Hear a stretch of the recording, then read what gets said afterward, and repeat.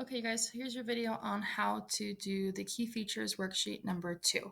So I went and split my screen just so you guys we can have the visual of the graph up the entire time right here and be looking at it while I'm going to be showing you guys how to find these key features. So on our first key features worksheet, we went through and you guys were actually able to determine the points of the max, mins, x-intercepts, y-intercepts, vertex, axis of symmetry, and we didn't do our equations, so that's a new one. So I'm going to go ahead and start us off with the things that we should know. So if we look at the max here, the max is when we actually have the value right here. So that's our actual vertex. So we're going to do our x value, which is 2, and then our y value, which is 1. Notice that it says point, so make sure that you are writing it as an actual point, 2, comma 1. Okay, so then we're going to do our point for our min. Well, since it has a max, it actually does not have a min. This max also happens to be our vertex. So I'm going to go ahead and skip down here and write our vertex, which also means we know our axis of symmetry because it's our x value of our vertex. Okay. So now our x-intercepts and our y-intercepts, these are also points. So let's go ahead and double check. Well, our x-axis is here. So we have one x-intercept right here. So that's going to be our 1, 0.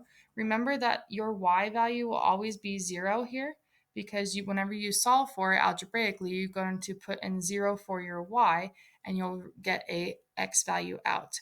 So then my other x value is right here where we have the 3, 0. So those are my x-intercepts. I have 2 of them. And then now my y-intercept point is my y-axis right here. So now we're going to go ahead and go through and make sure that we have our y-intercept at this -3, 0. And again, you're going to plug in a 0 for your x and solve for y to get 0, -3. So these are the key features you guys should have already been comfortable with and already known.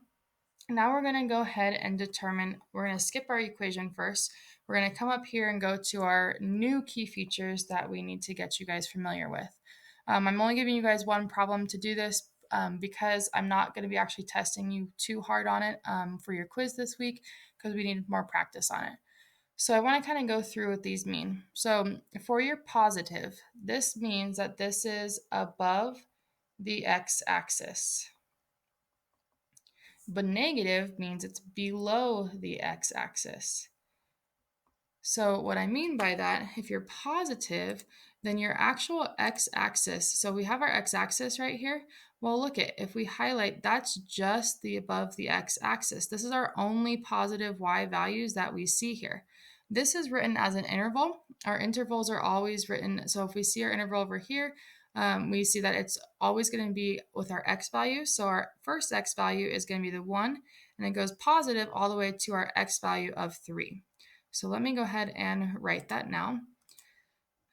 So for now, we're going to go over here to our positive. So our interval, these are all going to be intervals. These little signs mean I'm going to be writing intervals for all of them. So from our first x value at 1, less than or equal to x, which is less than or equal to 3. So that was our only values that our graph was positive from. Now, negative. We're going to see that we have going down, we're going from here to here. So our x values, we're actually starting over here, that negative infinity x values, because of this arrow. This arrow tells me this graph is going to continue on going off and off and off forever, and same with this direction as well, going in our positive x infinity direction. So this is actually going to have 2 intervals of being negative because there's one interval with the graph right here, and then it stops and becomes positive, and then it's going to continue being negative down there. And be careful because what I mean by positive, just above the x-axis, negative is just below the x-axis. So let me show you what I mean by my infinity symbols. And then we don't do the equal to sign because we don't know where that infinity symbol is going to end. And then we have our x value, and it's stopping actually at that 1 value, and it's going to begin to go negative at that 3 value. These will have our little equal signs. I'm not going to be too strict on you guys on that as well. And then it goes off into infinity. Okay, so there's actually 2 intervals for that one. If this is confusing, please stop the video, rewind it, go back to what I said, okay?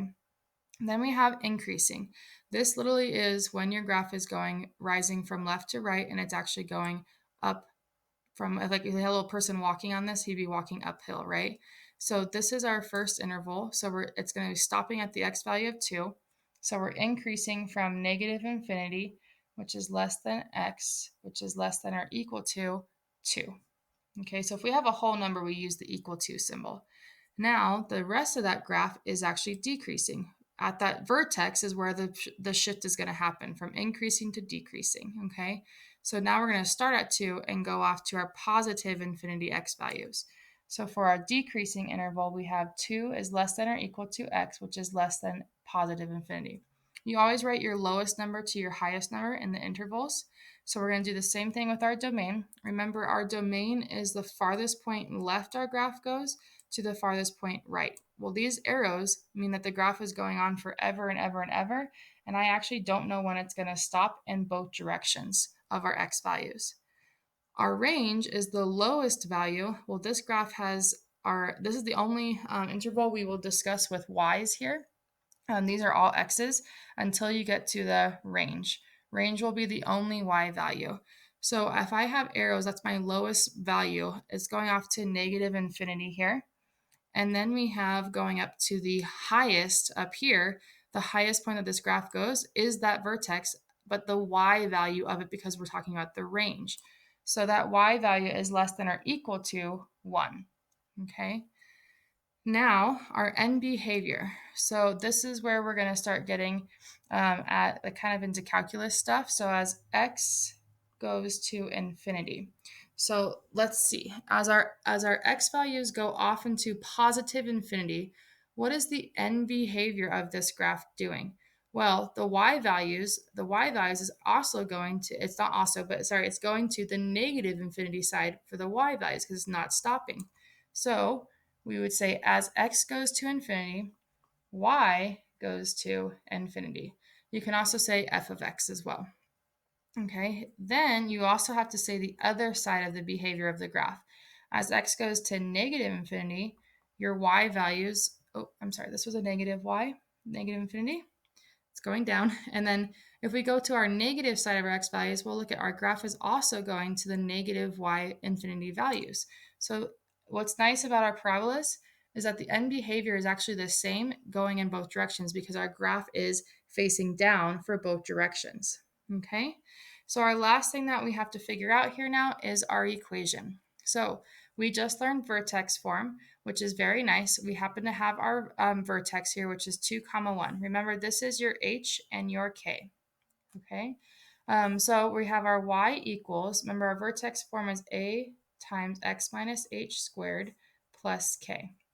I'm going to go ahead and plug that h and k into my formula here for those values. So h is a2 squared, so which ends up being a negative 2, plus the k value, which was the 1. Awesome. Now, going back to those video notes where we determine the a value, I'm going to pick a point on the graph to plug in for my x and y. So let's go over here and see what nice points we have. I think that this x-intercept, you guys can use the y-intercept, x-intercept, or this x-intercept. You can even use the vertex again. It's any point on this graph that you think would be nice to plug in for that x and y into our equation. I'm going to go ahead and plug in that 1, 0. So I'm using 1, 0, which is my x-intercept. This is going to be my x, this is my y. So I'm going to plug in 0 equals, a is the term we're actually solving for, 1 minus 2 squared plus 1.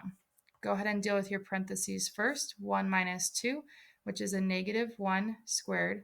Negative 1 squared is a positive 1. Well, 1 times a is just going to be a plus 1. We're going to subtract 1 first, subtract 1. So I get a equals a negative 1. Awesome. Now I get to plug that right back into my formula here. So my final equation will be y equals negative 1 x minus the 2 from my vertex squared plus 1. Awesome. This is a negative graph, which we got because you can see that it's a frowny face parabola. And then we got our vertex form right there for our values. All right, you guys, so you're going to complete number 2 on this graph here now. So again, this is your graphs. There are some endpoints right here, which means you're not going to have infinities. Your graph, where my infinities are, your graphs are actually going to end at like -3 and that +3. So again, if you have any questions, you guys, I just want you to give your best shot. Want to see what you guys can come up with. You're doing number 2. Once you're done with that, make sure you wrote all this down for number 1. That's part of your notes. And then number 2 will be what you're submitting to me. Have a good day, you guys.